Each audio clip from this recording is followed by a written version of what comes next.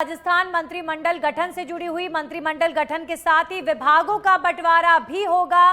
पहली सूची में 12 से 15 मंत्री शपथ ले सकते हैं। इस वक्त की बड़ी जानकारी, राजस्थान कैबिनेट गठन को लेकर दिल्ली में शीर्ष नेताओं से चर्चा के बाद डिपार्टमेंट्स का, विभागों का बंटवारा होगा। अभी तक सीएम, डिप्टी सीएम के बीच भी कोई विभाग नहीं बटे हैं, तो आज शाम शीर्ष नेतृत्व के साथ बातचीत, मंत्रिमंडल का गठन, कौन कौन से चेहरे मंत्रिमंडल में शामिल होंगे, इस बात पर मुहर लगेगी। इसी के साथ ही 12 से 15 मंत्री इस पहली सूची में शामिल हो सकते हैं। 12 से 15 कैबिनेट मिनिस्टर्स शपथ ले सकते हैं। इस वक्त की बड़ी जानकारी आ रही है, राजस्थान मंत्रिमंडल गठन को लेकर 12 से 15 मंत्री ले सकते हैं शपथ। दिल्ली में शीर्ष नेताओं से चर्चा के बाद विभागों का बंटवारा भी होगा, क्योंकि अभी तक तो ये भी तय नहीं हुआ है कि मुख्यमंत्री से लेकर जो 2 डिप्टी सीएम राजस्थान में बने हैं उन्हें कौन सा विभाग मिलेगा।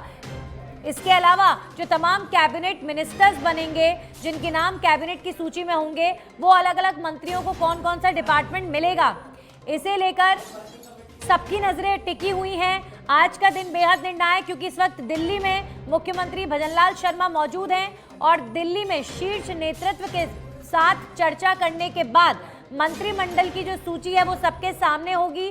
कल या परसों कैबिनेट मिनिस्टर्स किसे बनाया जा रहा है ये सबको पता चल जाएगा। लेकिन कैबिनेट मिनिस्टर्स की सूची के साथ साथ जो अलग अलग विभाग हैं वो कौन से मंत्री को मिलेंगे, मुख्यमंत्री के पास कौन सा विभाग रहता है और डिप्टी सीएम कौन कौन से विभाग अपने पास रखते हैं, ये भी देखना दिलचस्प होगा। लेकिन राजस्थान में इस नए नेतृत्व में बहुत कुछ नया देखने को मिलेगा, ये बात निश्चित रूप से मानी जा रही है। बहुत कुछ नया होगा, नए फैसले होंगे, नए चेहरे होंगे। हमारे सहयोगी राजीव तिवारी जुड़ गए हैं फोन लाइन पर हमारे साथ इस खबर पर। राजीव, जानकारी आ रही है कि 12 से 15 मंत्री इस पहली कैबिनेट गठन की जो प्रक्रिया है उसमें शामिल होंगे और 12 से 15 मंत्री शपथ ले सकते हैं। अभी फिलहाल विभागों को लेकर क्या जानकारी मिल रही है?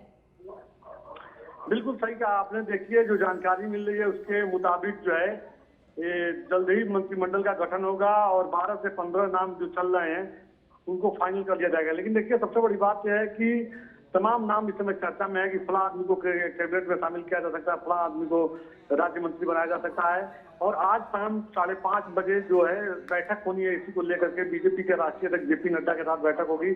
और बड़ी बात है कि इस बैठक में केंद्रीय मंत्री गजेंद्र सिंह शेखावत और बीजेपी के प्रदेश अध्यक्ष सीपी जोशी भी मौजूद रहेंगे। देखिए, सामने लोकसभा का चुनाव है और यही वजह है कि भारतीय जनता पार्टी एक एक कदम जो है बहुत मतलब एक एक कदम फूक फूक कर रख रही है, कहीं तो कोई मिस्टेक ना हो।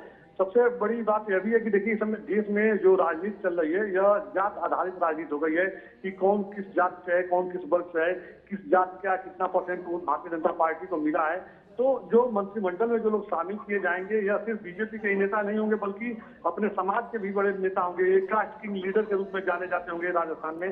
जो बातें सामने आ रही हैं उनको जो है कैबिनेट में रखा जाएगा और राज्य मंत्री बनाया जाएगा। फिलहाल तमाम कहा जा सकता है चर्चाएं तेज हैं, दिल्ली से लेकर के जयपुर तक, और कई दर्जन नाम चल रहे हैं इसमें कि फला आदमी तो फला आदमी तो फला आदमी। लेकिन इतना जरूर है कि जिस तरह से मुख्यमंत्री का चौंकाने वाला नाम सामने आया था, उसी तरह से इस बार जो मंत्रिमंडल का गठन होगा इसमें भी कई नए चेहरे देखने को मिलेंगे। बिल्कुल राजीव, जब टिकट वितरण हो रहा था तब ये कहा जाता था कि एलिजिबिलिटी क्राइटेरिया के तहत टिकट दिए जा रहे हैं और विनेबिलिटी सबसे बड़ा एलिजिबिलिटी क्राइटेरिया है। अब जरा मंत्री पद को लेकर भी हम एलिजिबिलिटी क्राइटेरिया आपसे पूछ लेते हैं कि जातिगत समीकरण, ये तो एक बहुत बड़ा पॉइंट है कि तमाम जातियों को साधने का प्रयास हो रहा है, लेकिन इसके अलावा और क्या देखा जाएगा जब ये पहली कैबिनेट बनाई जा रही है? तो बिल्कुल, देखिए, इस समय भारतीय जनता पार्टी में जो है बदलाव का समय चल रहा है। चाहे वो मुख्यमंत्री की बात की जाए या मंत्री की जो बनाए जाएंगे उनकी बात की जाए, भारतीय जनता पार्टी के जो रणनीतिकार हैं वो सेकेंड रो में जो नेता खड़े हैं उनको जो है फ्रंट फुट पे लाया जा रहा है, उनको बड़ी जिम्मेदारी दी जा रही है।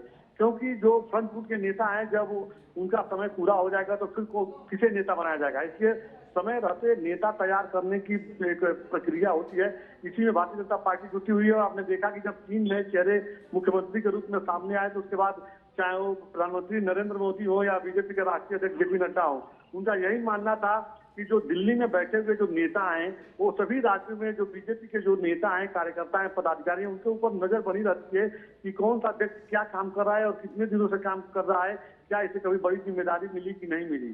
तो यही कहा जा सकता है कि इस बार जो मंत्रिमंडल का गठन हो रहा है, इसमें भी तमाम नए युवाओं को मौका मिल सकता है, तमाम नए चेहरे सामने आ सकते हैं। एक बात जरूर सामने आ रही है कि भारतीय जनता पार्टी ने यह साफ कर दिया है कि जो भी, चाहे मध्य प्रदेश की बात कीजिए, छत्तीसगढ़ की बात कीजिए, राजस्थान की बात कीजिए, इन राज्यों में जो भी 3 बार से अधिक मंत्री रहा है राज्यों में, तो हो सकता है उनको इस बार मौका न मिले, क्योंकि जो नए चेहरे हैं, जो नए लोग हैं, उनको मौका देने की तैयारी में बीजेपी के रणनीतिकार हैं। और कहा जा सकता है कि बीजेपी जो विजिबिलिटी की बात हो रही है, लंबा सोच रही है कि आने वाले समय में किस तरह से पार्टी को मजबूत करना है और आगे लेकर के जाना है।